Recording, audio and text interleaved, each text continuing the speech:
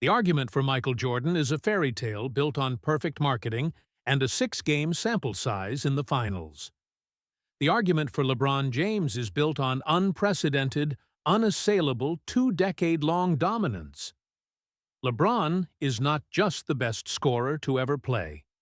He is the most complete basketball player in history. A 6'9" point forward who mastered scoring, playmaking, and defense at an elite level. For a length of time, Jordan never approached. Jordan was a killer. LeBron is a basketball genius who elevates his entire team and has set longevity records that will never be broken. My opening argument is simple and devastating. LeBron James's superiority rests on the pinnacle of versatility and longevity. Versatility. LeBron is the only player to legitimately be top 5 all-time in points and assists. He has 6 all-defensive first-team selections and can guard 5 positions. Jordan was an elite two-guard. LeBron is the ultimate basketball weapon. Longevity. Jordan played 15 seasons and took 2 retirements. LeBron is dominating in his 21st season and is the NBA's all-time leading scorer. You cannot be the GOAT if you only show up for half the race. LeBron's sustained all-around impact across 21 seasons dwarfs Jordan's magnificent but incomplete career. Now, try to tell me why quitting twice makes Jordan the better player. Oh, that's cute. The longevity equals greatness fairy tale. Let's shred it. LeBron's been around longer, sure. But greatness isn't about how long you last. It's about how high you peak. Jordan's peak was so dominant that even after walking away twice, his shadow still swallowed the league whole. 6 finals, 6 rings, 6 finals MVPs, never lost once. That's not a fairy tale, that's statistical perfection. And this complete player argument? Stop confusing versatility with mastery. Jordan didn't need to play 5 positions. He owned his position so completely that the league had to change the rules to stop him. He was a scoring champion and Defensive Player of the Year in the same season. LeBron's great at everything. MJ was the best at the thing that wins games, domination when it mattered most. Longevity. Congrats to LeBron for lasting 21 seasons. He's the Iron Man of basketball.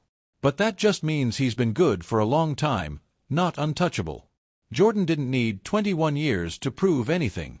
He left twice and still finished with more titles, more finals MVPs, and a legacy that turned the NBA global. LeBron may have played the marathon. Jordan, he ran the 100 meters and broke the damn record every single time. That was a lot of bluster to mask a very simple reality. Your hero quit, and mine didn't. You talk about peak, but a short, explosive peak followed by a self-imposed 2-year gap is not superiority, it's fragility. The peak argument is a myth statistical perfection.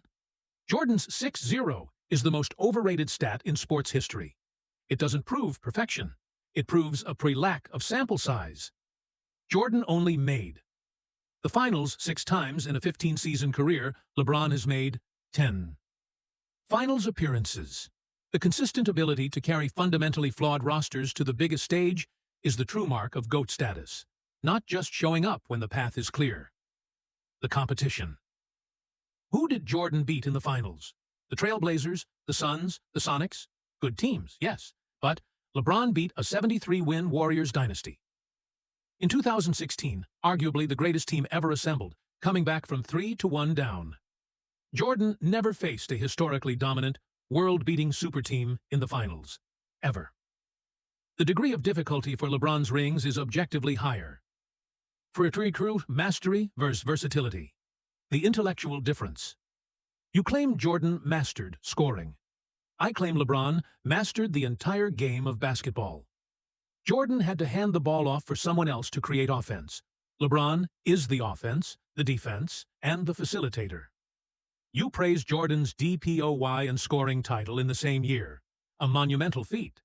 But LeBron has been arguably a top 5 player in the league for 2 decades. Whereas Jordan's supreme dominance was confined to a spectacular, but ultimately shorter, window. The game is about more than just a mid-range jumper. LeBron is the archetype highest scoring player of all time. While being one of the top playmakers, Jordan can't claim that holistic dominance. His mastery was segmental. LeBron's is total. You celebrate a 100-meter dash, but I celebrate the Ironman who not only finished the race, but set the all-time scoring record, defined multiple eras, and has accumulated more total value than your guy ever could.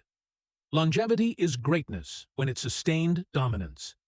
Jordan's greatness is beautiful, but LeBron's is undeniable and complete. What's next? Are you going to claim the 3 seasons he played for the Wizards are part of his peak? Give me something real. Oh, I'll give you something real. All right, something called the truth, and it hits harder than a Jordan fadeaway over Craig Ello. You're out here romanticizing participation like it's greatness. 10 finals appearances? Cute. You know what that means. 4 wins. 6 losses. Jordan never lost on the biggest stage. LeBron's been bounced from it more times than Jordan's even been there. Greatness isn't about showing up to the dance. It's about owning the floor when the spotlight hits. MJ didn't need a sample size. He delivered perfection every single time. And don't talk to me about fragility. Jordan retired because he conquered the mountain, not because he crumbled under it. He was bored of dominance, went to play baseball, came back, and then, just for fun, three-peat again. LeBron's still chasing ghosts. Jordan became one. You want to talk competition? The 90s were a war zone of hand-checking, body blows, and defense that actually hurt. Jordan faced Hall of Famers in every run: Magic, Drexler, Barkley, Malone, Stockton, Ewing. You think beating a jump-shooting Warriors team with Draymond as their muscle is harder than getting clotheslined by the bad boy Pistons? Please. And your intellectual difference? Spare me. LeBron's a brilliant passer, yes, but Jordan's basketball IQ was surgical. He didn't need to dominate every role because he trusted teammates within his orbit of control. That's leadership, not stat padding. Longevity. I'll grant you, LeBron's been great for longer. But you don't become immortal by hanging around. You do it by being untouchable. MJ's prime was a nuclear blast that changed the game forever. LeBron's is an algorithm. Efficient, sustained, mechanical. Greatness isn't measured in miles traveled. It's measured in how far above the rest you flew. So, keep your Ironman trophy. Jordan was the meteor that reshaped the planet. Trophy. Your nostalgia is thick enough to stop a freight train, but it won't stop the truth. Your meteor only hit the ground a few times before running out of fuel.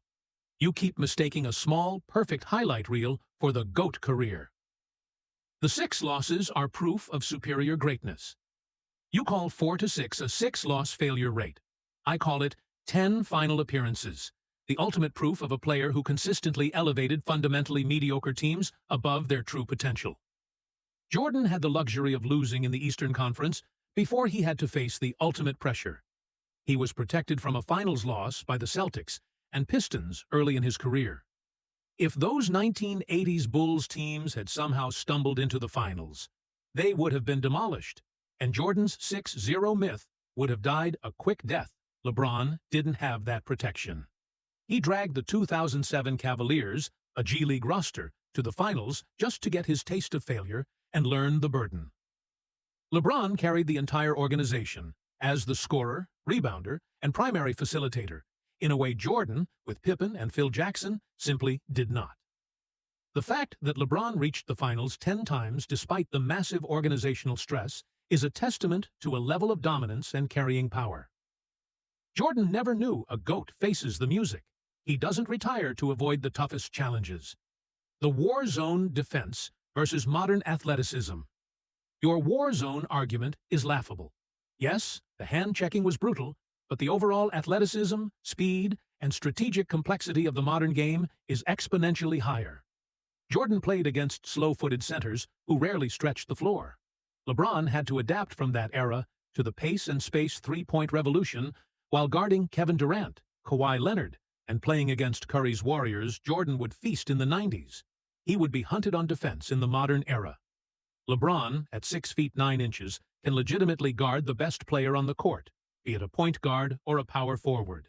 His overall defensive impact and switchability are objectively superior to Jordan's gambling, man-to-man style. IQ versus trust. Jordan's limitations. You claim Jordan had trust in his teammates. I say he had limitations as a creator that required him to hand over the playmaking keys to Pippen and Jackson. LeBron is the sole system. He's the only player with 35,000 plus points and 10,000 plus assists.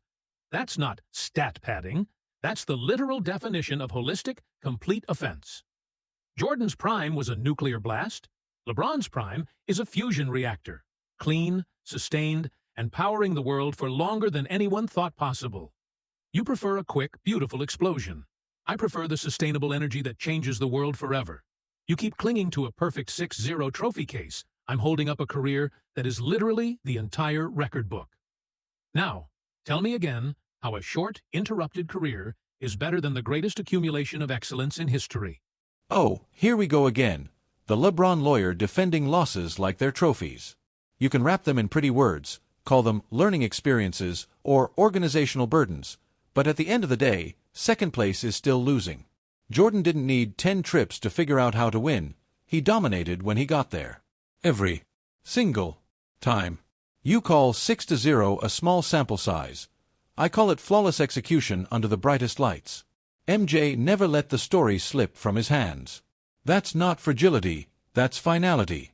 LeBron. He's rewritten the dictionary so greatness includes collapsing in 2011, blaming teammates, and hopping teams to chase a better setup. That's not the GOAT. That's the world's most talented journeyman. You think Jordan was protected from finals losses? No, he was refined by those early beatdowns. He didn't fold, he evolved, and when he broke through, no one ever knocked him off the mountain again. LeBron's been knocked off that same mountain 6 times. That's not resilience, that's repetition. Now, your modern era argument is adorable. Yes, today's game is faster, prettier, full of spacing, it's also softer. Hand-checking gone, flagrant fouls for sneezing too hard on a shooter. MJ's mid-range and footwork would murder in this era. You really think a man who averaged 37 a game in an age of physical assault wouldn't torch modern defenses that give players a runway to the rim? Please. He'd average 40 with a smile. And the LeBron guards everyone myth? Sure, he can switch, but go look at film from the past 5 years. He avoids guarding the best scorer when it matters. Jordan, on the other hand, hunted them. He took Barkley, Drexler, Miller, whoever you crowned, and crushed them himself. That's defensive pride, not defensive delegation. As for IQ, Jordan's limitations created a system that produced 6 rings, not excuses. Phil Jackson didn't hold his hand, he unlocked his mind. MJ mastered triangle spacing and execution better than anyone. That's IQ translated into championships, not pretty passes into losses. Your fusion reactor line? Cute metaphor. But let's get real. Sustained energy is great for a power plant. Explosive brilliance is what creates legends. Longevity builds respect. Perfection builds mythology. And that's the truth you can't out-argue. LeBron filled the record books. Jordan rewrote the scripture.